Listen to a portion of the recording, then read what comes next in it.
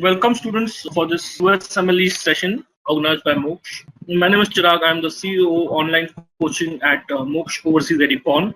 Before I start, of course, a very obvious question so that I understand the profile of the student, because what happens is that depending on the year of med school, the way you plan things actually change. This is why I want to know which year of med school are you in. So far, we are about 109 students attending this session. All right, and many of you are adding. Feel free to quickly fill in this poll. Attending the session today, around 50% of you are actually in first year, second year, and third year, while 38% graduate and 13% are internship. No problem. What is happening? We are in a very a year full of transition. We are in a year full of transition. So it is highly important that you understand that the way things are going to be happening and the way things were happening earlier, there is a big difference. Okay? Let's understand this very clearly. So whatever I discuss right now, please understand I need to make certain disclaimers just so that you are aware. We are in a completely VUCA world, chaotic world. Things are changing at a split of a second. Okay, so keeping that in mind, we need to understand how things will pan off for USMLE. We are all in a very, you can say, in a transitionary phase, where certain laws or rules were there pre-corona and certain rules will be there after corona, So keeping in mind, let me also tell you that USMLE as an examination already in the pre-corona world started making some landmark announcement back in February this year, before corona set in the Indian subcontinent, we started getting a lot of new announcements from the USMLE board. And there were already apprehensions amongst international medical graduates in terms of what exactly will be their future. So we completely understand that there is a lot of confusion, a lot of anxiety, but it is important that you guys plan things well. Okay, planning is important, being patient is important, and knowing complete information is highly recommended. The idea to conduct this session today is to ensure all of you have a complete non-biased information about the USMLE journey and how things are going to pan out in the coming few years for you, right? So with that expectation, I would like to kind of, talk much in detail. Okay, so I assume that since you've decided to attend the USMLE session today, so I can safely assume that all of you have heard about USMLE once upon a time in your career, right? I hope I'm correct that you have heard about USMLE once upon a time in your career. So I am safely assuming all of you are attending this session today, 100% have heard about USMLE. We are almost now reaching 133. Okay, so I'm assuming all of you have heard about USMLE. So obviously my next question to you, some might already be aware, but you'll be surprised to know that I do a lot of in-person seminars in colleges across India. In fact, I've traveled in 200 plus colleges across India. Okay, and believe me, everywhere I have got various answers. Some of you might be wondering, this is so obvious. Why am I asking question of this nature? Mind you, I'm asking for per year fees, okay? Not the overall fees. Per year fees to do post-graduation in America.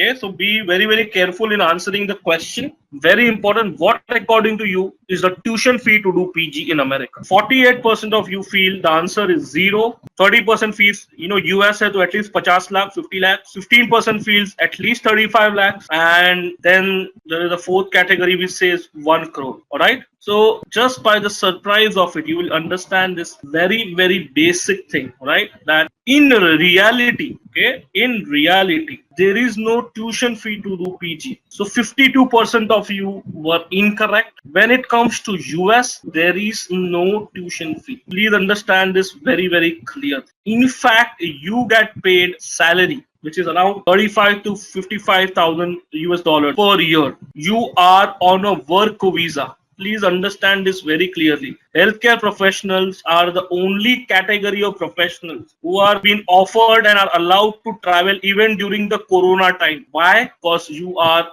meeting their critical workforce need. So please understand this very clearly. Okay, doing a PG in US is doing a job. So admissions are not only based on your entrance exam, the way it happens in the India. Okay? It doesn't happen in the US. Please understand this very, very clearly. I want to set the context very clearly so that you can understand things much more clearly. Right? So why am I stressing the fact that PG is free and that you get paid salary is to make you realize it's a job. Doing a PG in America is doing a job. All of us have a handout section in our panel. We can download handout to find further details. I have opened one of the handout for you to set the context right that doing a PG in US is doing a job. So what are the criterias on the basis of which I am going to get admission for PG? Okay, residency in the US is called as PG.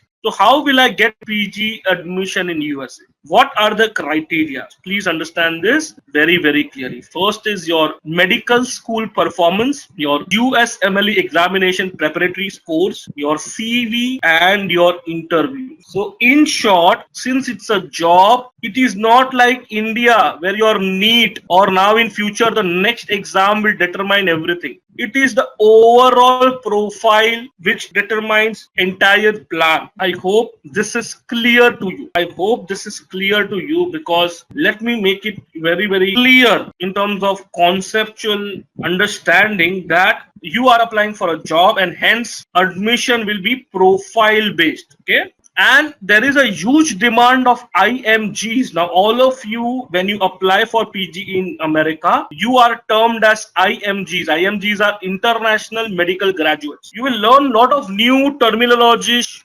terms which you need to be kind of aware of. Okay, if you are considering US as your country to do PG, right? 62% of primary care physicians are international medical graduates. Okay, currently the female IMGs is almost 45%. That's a huge ratio. Where do these IMGs practice? Majority in Texas, Florida, that is South. 28% in Northeast, that is your New York, New Jersey, Chicago belt. 20% in Midwest and 17% in the West. That's the split out, right? Now, a lot of times I get a question, sir, after I complete my PG, where exactly will I be working? So again, that data is important. 33% of IMGs work in a hospital setting, followed by 31% working as a polyclinic. What we call in India as polyclinic. In the US, they call it as group practice. And the balance 20% work in as a solo or a 2-doctor practice, while the rest work in managed care like geriatric care,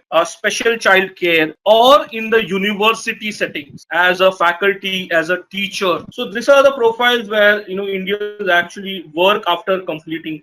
Now, what is the percentage share of Indians working in the American healthcare system? 27% are from India, followed by physicians in Philippines, Pakistan, Syria, Nigeria, China, Lebanon, the UK, and Germany. So we are almost majority in terms of the decision-making authorities as well.